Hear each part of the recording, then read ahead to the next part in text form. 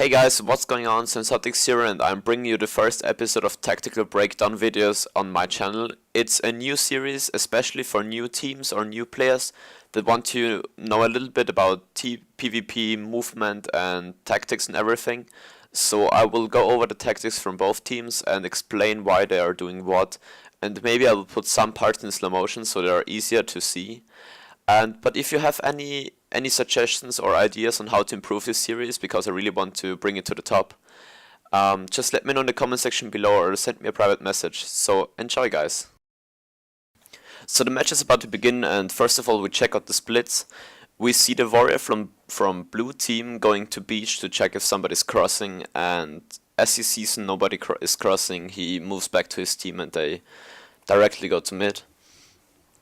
Meanwhile, we see the Necro and the Thief from red team going behind keep, so that's something you want to do if you have classes like Necro that need to free cars in a team fight to be very effective.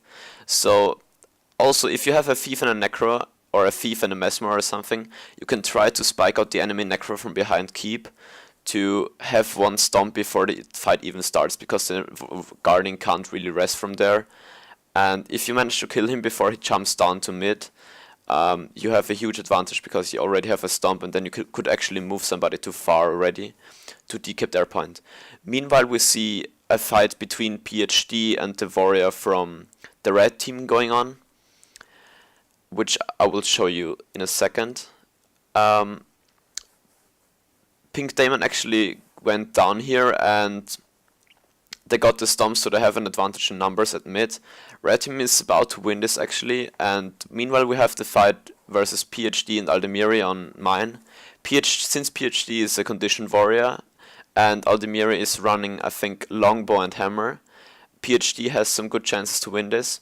So as you can see on the map, the Thief from red team is actually going back to mine. Since they already got a stomp at mid, they should be safe, but unfortunately Juice gets stomped out here, and we see the reinforcement from blue team coming with the Necro, Pink Damon coming back to mid after he got stomped before.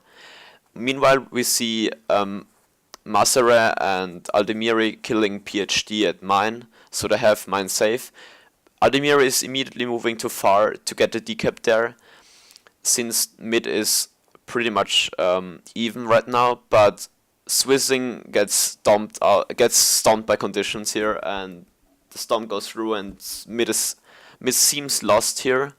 The Necro comes in to prevent like the worst case, but the guarding goes down. Necro has to disengage right now.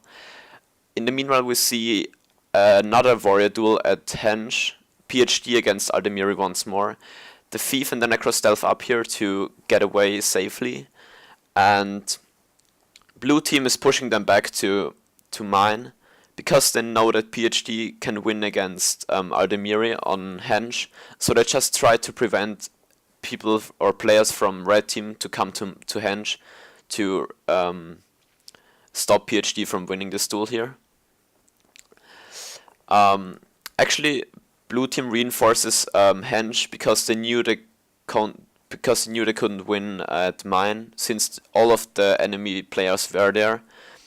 They put their Necro to mid, since the Guardian is something or somebody you really want to have in the team fight. Here we can see PhD going down, but Aldemiri is also pretty low, he goes down as well. Signature is starting the res here, but the Thief jumps in and puts high pressure on downed enemy, on downed target here. Aldemiri goes in Vengeance, PhD goes in Vengeance as well, and now we have two warriors in Vengeance. PhD gets pretty low, uses his ultimate to cleanse the conditions, and he goes down as well. Aldemiri dies because of Vengeance, and now we have a close fight here where we see two people from red team down, and they're getting stomped out in a second. But actually, the Spirit Ranger from blue team managed to kill the warrior of red team on the way to Henge, so blue team really has an advantage here. Signature drops pretty low, so he has to disengage for 1 second, but he jumps right into the fight once he sees somebody goes down here. Juice is getting stomped, so it's looking really good for blue team here. And they got Henge safe, they got mid safe, and now they're killing their boss to get some nice point advantage here. Meanwhile, we see the Guardian and the Warrior from red team fighting Empa, the Guardian from blue team at mid. And Mazare is trying to steal the boss, but unfortunately he's a little bit too late, and therefore he moves back to mid. Here, Boon Emperor is already pretty much on cooldown since he was fighting the Warrior there, and the rest is coming back here. We see like both teams 5 versus 5 at mid, and this is a situation where you can actually, if the fight is even, you can actually send your thief to the far point to decap it and come back to pull somebody out here. Mazare is already pretty low, so he uses his Shadow Refuge and actually pushes too far. And he will get the decap there for sure, because nobody from blue team is moving back because it didn't see him. So if you, as a thief, drop pretty low at the mid fight and you manage to stealth up, you can actually push far because nobody sees you. And now we can see a very close situation. We see Didi going down here, and now you can see the Spirit Rest from blue team getting 2 people up again, like the arrow here. You can see Didi trying to knock the Spirit away, but unfortunately 1 second too late, and the Spirit Rest goes through, and blue team gets the advantage here with the Spirit Rest, who rest 2 people actually, and now blue team is just finishing off red team here. Meanwhile, Mazarek managed to get Farpoint here, but if he doesn't get any reinforcement, blue team actually has the chance to take it back here. The whole red team, apart from Juice, is on respawn now, so they reinforce far with the Garden and the Warrior, while Juice is moving back to mine to hold it there if somebody is coming. The Warrior is actually almost at the point, and the Thief manages to hold the point in favor of the red team. He ports to the side of the point where Aldemiri and Didi managed to rest him here. Just in time, very close game here. And we see a pretty close fight here where Pink Diamond and Necro gets trained down pretty hard. He uses his Plague Form to stay alive a little bit longer, and he gets reinforcement by the blue team's Warrior. We see Juice trying to kill the boss here, but unfortunately the Spear Ranger and the Warrior move to mine, where they only get stopped by the Warrior from red team. Pretty close here, they actually managed to get down the Warrior from red team, and the Spear Ranger moves directly to the point to mine to get the decap, and Juice just finishes off the boss real quick and tries to get back to the point, but unfortunately he gets focused by the Warrior of blue team, and blue team gets the decap here. We see Juice fighting 2 people here on mine now, but since mine is pretty close to the spawn of red team, he gets reinforcement from his team.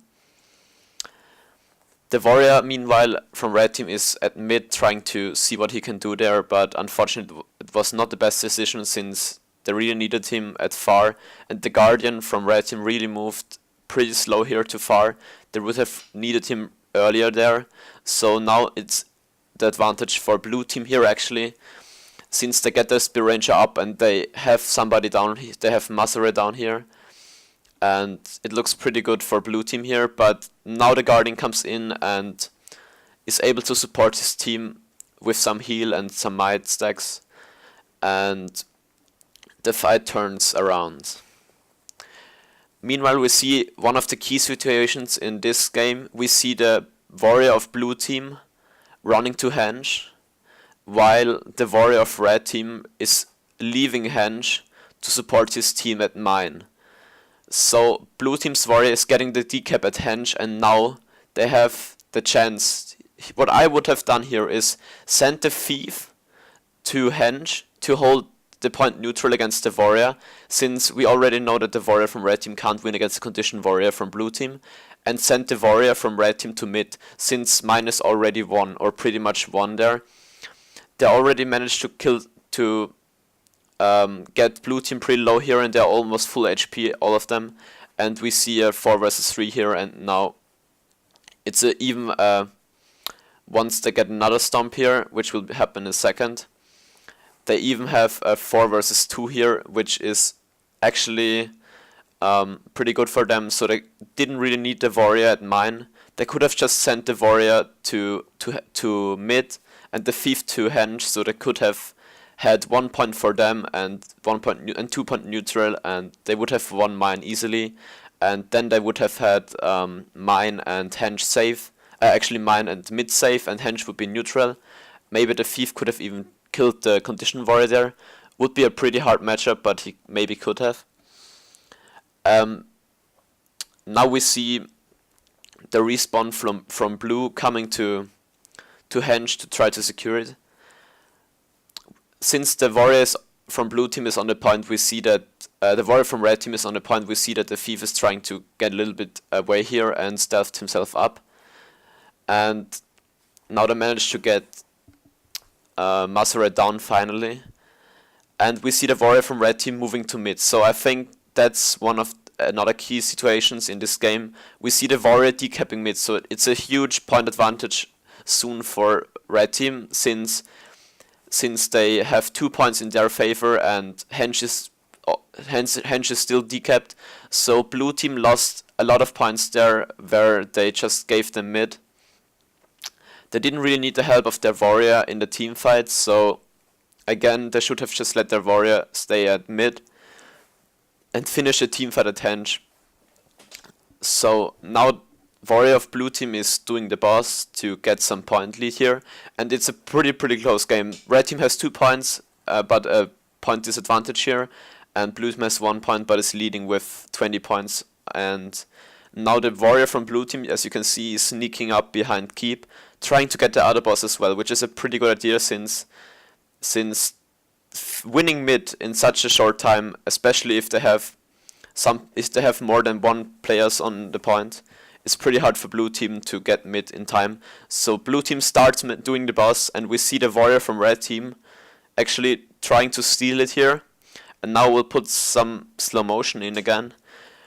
We see that none of them really wants to finish the boss off, because if the boss is really low, they expect the other player to just finish it off in seconds. So now we can see that that Svanir knocks the blue warrior down here, and that's the same second where Aldemir decides to go in and finish the boss off, with the help of the Necro of Juice, with the fear of the Necro and the bleeding stacks. So very close game, and it was an awesome game. And if you have any suggestions on how to improve this or any ideas, just let me know in the comment section below.